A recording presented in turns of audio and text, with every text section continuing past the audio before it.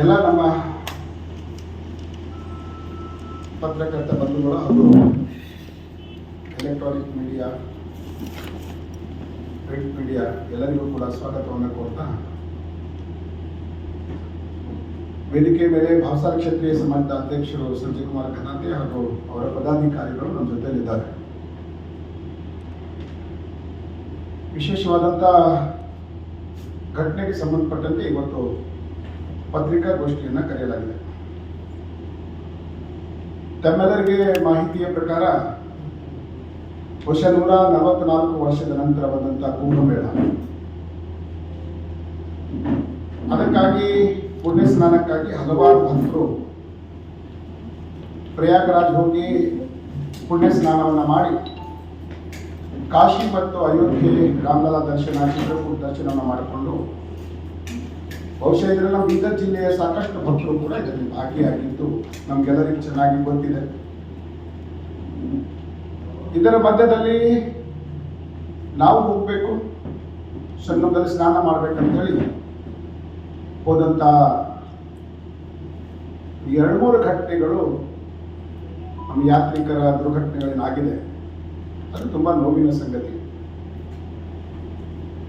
ಬಹುಶಃ ವಾರಾಣಸಿಯಲ್ಲಿ ನಮ್ಮ ವಿಧಾನಸಭಾ ಕ್ಷೇತ್ರದ ಲಾಡಗೇರಿಯ ಬಂಧುಗಳು ಯಾತ್ರೆಗೆ ಹೋದಂಥ ಸಂದರ್ಭದಲ್ಲಿ ವಾರಾಣಸಿ ಹತ್ರ ದುರ್ಘಟನೆಯಾಗಿ ಸುಮಾರು 6 ಜನ ತನ್ನ ಜೀವವನ್ನು ಕಳ್ಕೊಂಡಿದ್ರು. ಸುಮಾರು 8 ಜನ ವಾರಾಣಸಿ ಆಸ್ಪತ್ರೆಯಲ್ಲಿ ಚಿಕಿತ್ಸೆಯನ್ನು ಪಡೀತಾ ಇದ್ದರು. ವಿಷಯ ಗೊತ್ತಾಗಿ ನಾವು ಜಿಲ್ಲಾಡಳಿತಕ್ಕೆ ವಿನಂತಿಯನ್ನು ಮಾಡಿಕೊಂಡಿದ್ವಿ. ಅವರನ್ನು ಸೂಕ್ತವಾದ ಚಿಕಿತ್ಸೆ ಕೊಟ್ಟು ವಾಪಸ್ ತರಬೇಕು ಮತ್ತು ಪಾರ್ಥಿವ ಶರೀರಗಳನ್ನು ಕೂಡ ಮನೆಗೆ ಮುಟ್ಟಿಸಬೇಕು ಅಂಥೇಳಿ ಆ ವಿನಂತಿಯನ್ನು ಮಾಡಿಕೊಂಡಿದ್ವಿ. ಅದರಲ್ಲಿ ಜಿಲ್ಲಾಡಳಿತ ಎಲ್ಲ 6 ಪಾರ್ಥಿವ ಶರೀರಗಳನ್ನು ಬೀದರ್ಗೆ ತಂದುಕೊಡುವಂಥ ಕೆಲಸವನ್ನು ಮಾಡಿದ್ವಿ. ಜೊತೆಯಲ್ಲಿ ಯಾರ್ಯಾರು ಅಲ್ಲಿ ಇಂಜೂರ್ಡ್ ಆಗಿದ್ದಾರೆ ಅವರನ್ನು ಕೂಡ ಏರ್ಲಿಫ್ಟ್ ಮಾಡೋ ಮುಖಾಂತರ ಬೀದರ್ ಜಿಲ್ಲೆಗೆ ಕರ್ಕೊಂಡು ಬಂದಿದ್ದು. ಈ ಸಂದರ್ಭದಲ್ಲಿ ಯಾವುದು ಕೆಲಸವನ್ನು ಆಗಿದೆ ಅದನ್ನು ಸ್ವಾಗತ ಮಾಡೋದು ನಮ್ಮ ಕರ್ತವ್ಯ. ಯಾಕಂದರೆ ನಾವು ಕೂಡ ನಿರಂತರವಾಗಿ ಜಿಲ್ಲಾಡಳಿತಕ್ಕೆ ಸಂಪರ್ಕದಲ್ಲಿದ್ದೀವಿ. ಮನೆ ಡಿ ಸಿ ಅವರಾಗಲಿ, ಅಡಿಷನಲ್ ಡಿ ಸಿ ಅವರಾಗಲಿ, ಅವರ ಸಂಪರ್ಕಕ್ಕಿದ್ವಿ. ಅದಕ್ಕೆ ಅದನ್ನು ವ್ಯವಸ್ಥಿತವಾಗಿ ಮಾಡಿಕೊಟ್ಟಿದ್ರು. ಅದಕ್ಕೆ ನಾನು ಅವರಿಗೆ ಅಭಿನಂದನೆಗಳನ್ನು ನಾನು ಸಲ್ಲಿಸ್ತೇನೆ. ಅದೇ ರೀತಿ ನಮ್ಮ ವಿಧಾನಸಭಾ ಕ್ಷೇತ್ರದ ಸಂಬಂಧಪಟ್ಟಂತೆ ಇನ್ನೊಂದು ದೊಡ್ಡ ದುರ್ಘಟನೆ ನಮ್ಮ ಮಹಾರಾಷ್ಟ್ರದ ನಾಗ್ಪುರ ಹತ್ರ, ವಾರ್ಧಾ ಹತ್ರ ನಡೆದಿದೆ. ಬಹುಶಃ ವಾರ್ಧಾ ಹತ್ರ 14 ಜನ ಇರುವಂತ ಟೆಂಪೋ ಟ್ರ್ಯಾಕ್ಸ್, ತೀರಾ ಬಡಪಾಯಿಗಳು, ಹಿಂದುಳಿದ ಭಾವಸಾರ ಕ್ಷತ್ರಿಯ ಸಣ್ಣ ಸಮಾಜಕ್ಕೆ ಸಂಬಂಧಪಟ್ಟಂತ ಹೊಲಿಗೆಗಳನ್ನು ಮಾಡಿ, ಇದನ್ನ ಮಾಡಿ ಜೀವನವನ್ನು ಸಾಗಿಸುವಂತ ನಮ್ಮ ಬಡಪಾಯಿಗಳು ಕಳೆದ 25ನೇ ತಾರೀಕು ಕುಂಭಮೇಳ ಮತ್ತು ವಾರಾಣಸಿ ಅಯೋಧ್ಯೆ ಯಾತ್ರೆಯನ್ನು ಮುಗಿಸ್ಕೊಂಡು ವಾಪಸ್ ಬರಬೇಕಾದ್ರೆ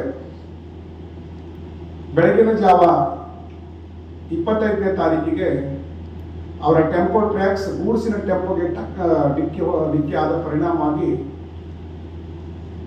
ಸುಮಾರು 14 ಜನ ಗಂಭೀರವಾದಂಥ ಸ್ವರೂಪದಲ್ಲಿ ಇಂಜೂರ್ಡ್ ಆಗಿದ್ದಾರೆ. ಅಲ್ಲೇ ಪಕ್ಕ ಇರುವಂತ ಸಾಂಗ್ವಿ ಹತ್ರ ಇರುವಂತ ಒಂದು ಖಾಸಗಿ ಆಸ್ಪತ್ರೆಯಲ್ಲಿ ಅಲ್ಲಿರುವಂತ ವಾರ್ಧಾದ ಸಾರ್ವಜನಿಕರು ಮತ್ತು ವಿಶೇಷವಾಗಿ ನಮ್ಮ ಜಿಲ್ಲೆಯಿಂದ ಹೋಗುವಂತ ಯಾತ್ರಾರ್ಥಿಗಳು ಕೂಡ ಆಕ್ಸಿಡೆಂಟ್ ಆದಂತ ಜಾಗ ನೋಡಿ ನಮ್ಮ ಭಾಗದವರು, ನಮ್ಮ ಜಿಲ್ಲೆಯವರು ಅಂತ ಹೇಳಿ ಅವರು ಕೂಡ ನಿಂತುಕೊಂಡು ಯಾರ್ಯಾರ ಗಾಯಾಳುಗಳಿದ್ರು ಆ ಗಾಯಾಳುಗಳನ್ನ ಆಂಬುಲೆನ್ಸ್ಗಳಲ್ಲಿ ಸೇರಿಸಿ ಆಸ್ಪತ್ರೆಗೆ ಕಳಿಸುವಂತಹ ಒಂದು ಪುಣ್ಯದ ಕೆಲಸವನ್ನ ಇವತ್ತು ಈ ಕಡೆಯಿಂದ ಹೋಗುವಂತಹ ಭಕ್ತ ಯಾತ್ರಿಗಳು ಕೂಡ ಮಾಡಿದ್ದಾರೆ. ಕಳೆದ 25ನೇ ತಾರೀಕಿನಿಂದ ಅವ್ರ ಟ್ರೀಟ್ಮೆಂಟ್ ನಡೀತಾ ಇದೆ.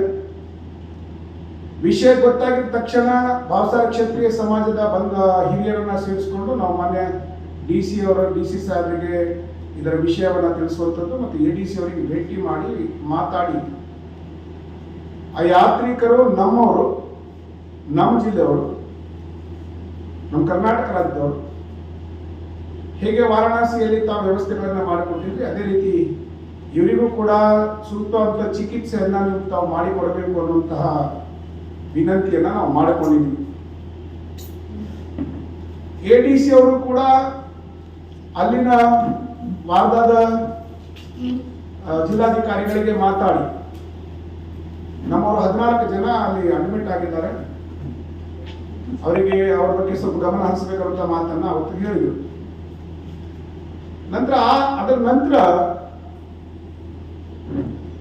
ಸುಮಾರು 5 ಜನ ಗಂಭೀರವಾದಂತಹ ಸ್ವರೂಪದಲ್ಲಿದ್ದರು. 2 ಯಾತ್ರಿಗಳು ಜೀವನ ಮರಣದ ಮಧ್ಯೆ ಹೋರಾಡ್ತಾ ಇದ್ರು. ನಿರಂತರವಾಗಿ ಜಿಲ್ಲಾಡಳಿತದ ಸಂಪರ್ಕದಲ್ಲಿ ಇದ್ದೀವಿ. ನಾವು ವಿನಂತಿಯನ್ನ ಮಾಡ್ಕೊಂಡಿದ್ದೀವಿ, ಅವರಿಗೆ ಸೂಕ್ತವಾದಂತ ಚಿಕಿತ್ಸೆ ಆಗಬೇಕು ಮತ್ತು ಅವರನ್ನ ಬೀದರ್ ಕರ್ಕೊಂಡು ಬರಬೇಕು ಅಂತ ಹೇಳಿ ನಮ್ದು ವಿನಂತಿ.